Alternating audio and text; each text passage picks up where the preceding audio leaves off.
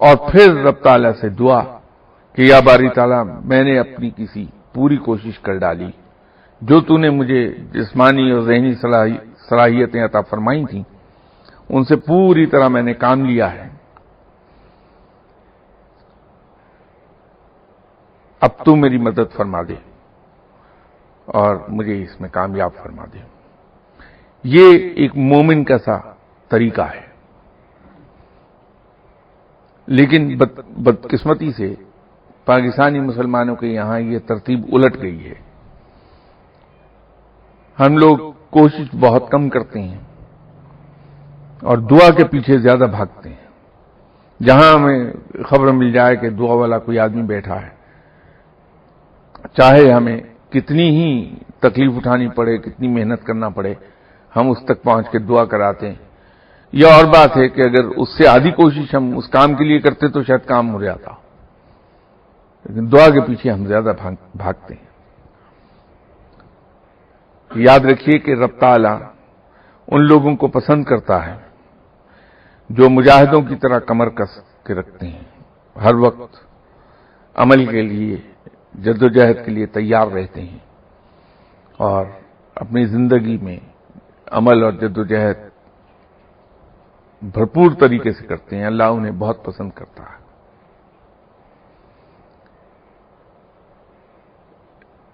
آپ کا کیا خیال ہے کہ آپ صلی اللہ علیہ وسلم جو رب تعالیٰ کے محبوب ہیں، جن کے عشق میں یہ پوری کائنات رب تعالیٰ نے تخلیق کی ہے، کیا ان کی ایک دعا سے مسلمانوں کی تقدیر نہ بدل جاتی ساری کی ساری؟ کیا آپ صلی اللہ علیہ وسلم کی ایک دعا سے تمام کفار نیست و نابود نہ ہو جاتے؟ یا مسلمانوں کی حکومت اس وقت کی جو پرشین سویلائزیشن تھی اور رومن سویلائزیشن تھی، یہ دو سپر پاورز تھیں آپ صلی اللہ علیہ وسلم کے زمانے میں، ایک پرشیا اور ایک رومن، تو کیا مسلمانوں کی حکومت اور ان کی سلطنت پلک جھپکنے میں ان سے بڑھ نہیں سکتی تھی آپ صلی اللہ علیہ وسلم کی ایک دعا سے؟ اللہ تعالیٰ تو کبھی اپنے محبوب کی بات کو رد ہی نہ کرتا، ایسا نہیں ہوا۔ آپ صلی اللہ علیہ وسلم نے بھرپور جد و جہد کی ہے مسلمانوں کی حکومت قائم کرنے کے لیے، مسلمانوں کی سپرمیسی قائم کرنے کے لیے، اللہ کے دین کو پھیلانے کے لیے بھرپور کوشش کی ہے۔ آپ صلی اللہ علیہ وسلم کی مکی زندگی کے 12 سال لے لیجئے، جو نبوت کی بات سے لے کے ہجرت تک کے 12 سال بنتے ہیں، وہ تمام زمانہ تکالیف کا ہے آپ صلی اللہ علیہ وسلم کی۔ وہ مشقت سے بھرپور ہے زمانہ، جد و جہد سے بھرپور ہے۔ اس زمانے میں ان 12 سالوں میں آپ صلی اللہ علیہ وسلم نے دنیا کی ایسی کوئی تکلیف نہیں جو نہ اٹھائی ہو، اور ایسی کوئی مشقت نہیں جو برداشت نہ کی ہو۔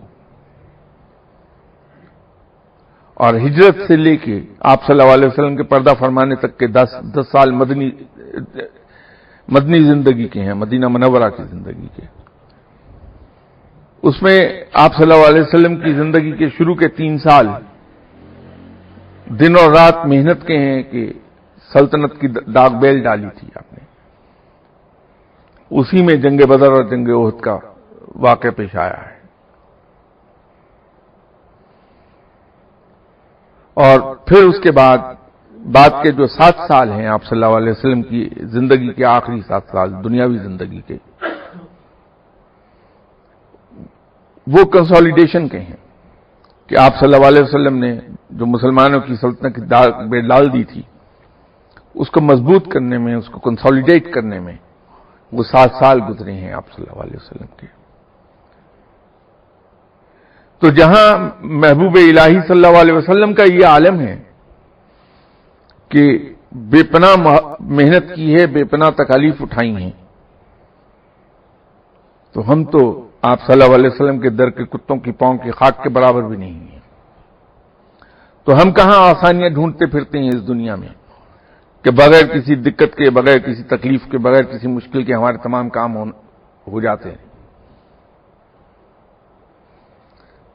ہمارے لیے آپ صلی اللہ علیہ وسلم ایک نمونہ چھوڑ گئے ہیں، ہم اس سے روگردانی کیسے کرتے ہیں؟ ہم میں سے ہر شخص، میں شاید آپ سب میں پہلا شخص ہوں، یہ تلاش کرتے ہیں کہ ہماری زندگی کے اندر گرم ہوا کا ایک جھونکا بھی نہ ہو، سب آسانیاں ہمارے لیے اور دقتیں دوسروں کے لیے ہوں۔ یہ کیسے ہو سکتا ہے؟ ہم میں سے اکثر لوگ اپنی اولاد کے لیے پریشان پھرتے ہیں کہ بیٹی بھی آئی ہے، سسرال میں اسے بہت تنگی ہے۔ یہ بات کہنے سے پہلے، یہ شکایت کرنے سے پہلے ہم یہ کیوں نہیں سوچ لیتے کہ جو شہنشاہ دو عالم ہیں، ان کی وہ صاحبزادی جن سے بے پناہ پیار ہے، ان بی بی صاحبہ کے تو ہاتھ پر چھالے پڑتے ہیں چکی چلاتے چلاتے، اور کندھے پر مشق اٹھاتے اٹھاتے سٹریپ کا نشان بن گیا ہے۔ کیا ہماری بیٹیاں اتنی تکلیف میں رہ رہی ہیں؟ وہ مشقت کر رہی ہیں جس کے لیے ہم دن رات پریشان پھر رہے ہیں، اور لوگوں کے پاس دوڑے جاتے ہیں کہ دعا کرو کہ اس کی زندگی ذرا آسان ہو جائے، صرف اس لیے کہ ہماری بچی کی ساس کسی وقت اسے تانا دے دیتی ہے، یا اس کا شوہر کسی وقت اس سے ناراض ہوتا ہے۔ بی بی صاحبہ سے زیادہ فاقے کس نے کیے ہیں؟ کس کی اولاد کرے گی؟ یہ چیزیں سوچنے کی ہیں کہ ہم دعویٰ تو آپ صلی اللہ علیہ وسلم کے امتی ہونے کا کرتے ہیں، لیکن ہم دنیا کس طرح کی مانگتے ہیں؟ در حقیقت بقول کسی صاحب کے، ہماری زندگی کی خواہشات کچھ اس طرح سے ہیں کہ ہم یہ چاہتے ہیں کہ ہماری زندگی، دنیاوی زندگی فرعون کی سی ہو جائے اور آخرت موسیٰ کی سی۔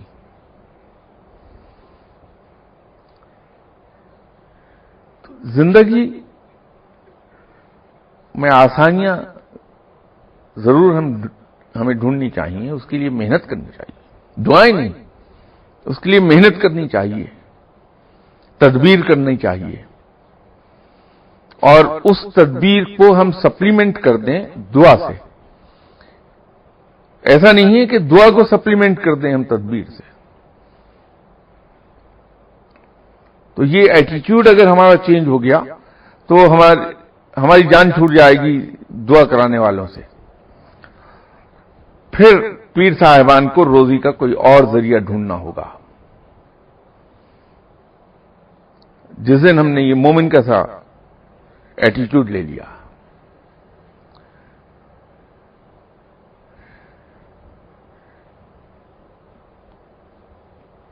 تدبیر کی ویلیو اپنی جگہ ہے، اور اس کا بہترین ایٹیٹیوڈ یہ ہوگا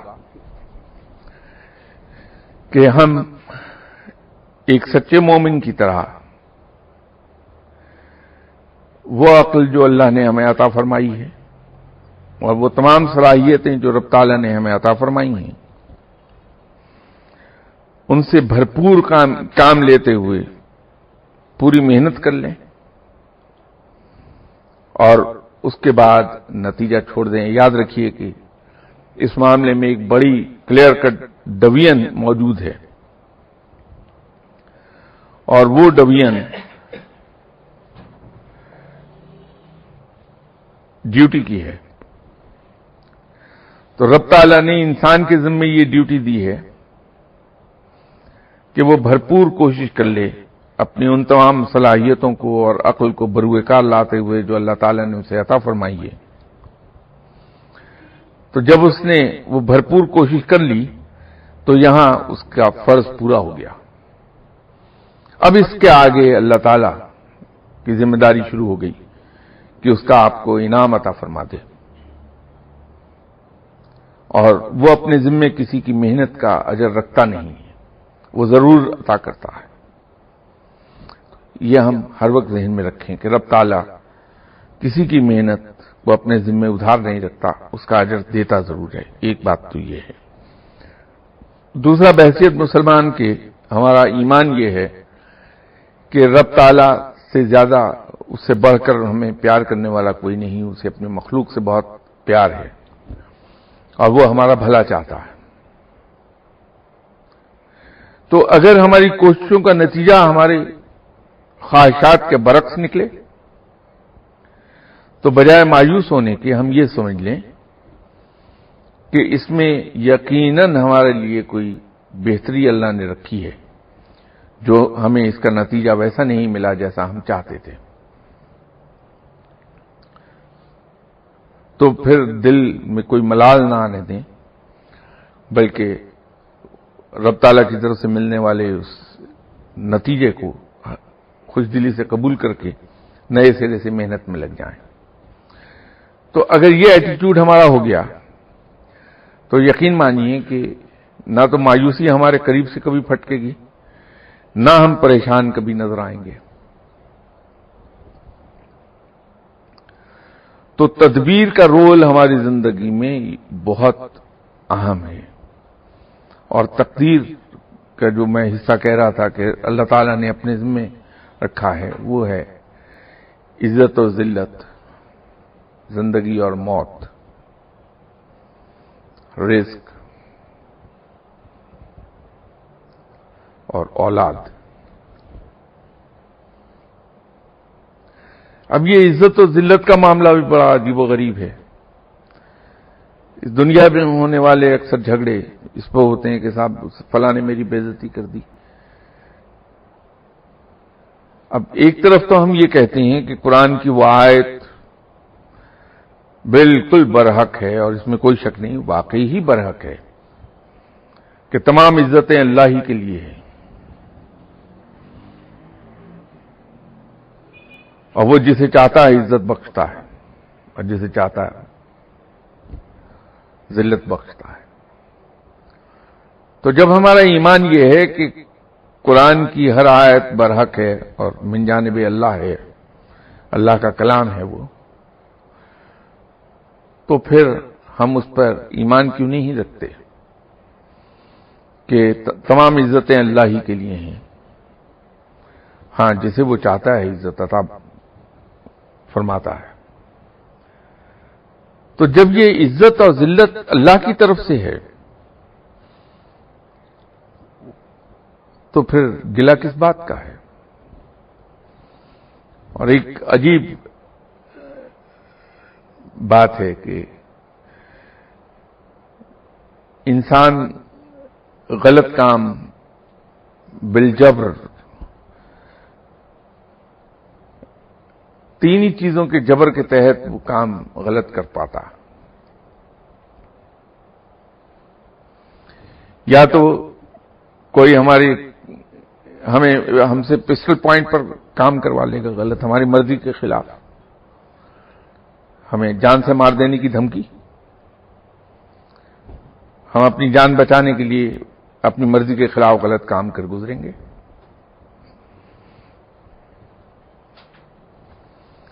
یا ہمارا سپیریئر، ہمارا باس ہم سے ہماری اس خوف کے ذریعے سے غلط کام کروا لے گا ہماری مرضی کے خلاف کہ ہماری جاب نہ جاتی رہے، ہمارا رزق بند نہ ہو جائے. یا پھر کوئی آدمی ہمیں بلیک میل کر لے گا، ہماری عزت کا ڈراوا دے کے ہم سے ہماری مرضی کے خلاف غلط کام کرا لے گا. ہم ان تین چیزوں ہی سے ڈر کے اپنی مرضی کے خلاف غلط کام کر گزرتے ہیں. اور عجیب اتفاق یہ ہے کہ یہ تین ہی چیزیں ہیں جن کو ہم لوگ بحیثیت مسلمان یہ کہتے ہیں کہ نہیں صاحب یہ تو من جانب اللہ ہے، رازق اللہ ہے، اس کے علاوہ کوئی رزق ہمیں دے نہیں سکتا.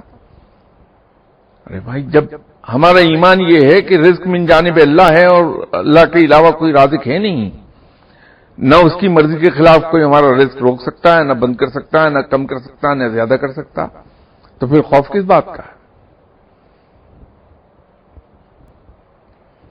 جو ہمارا امپلائر ہے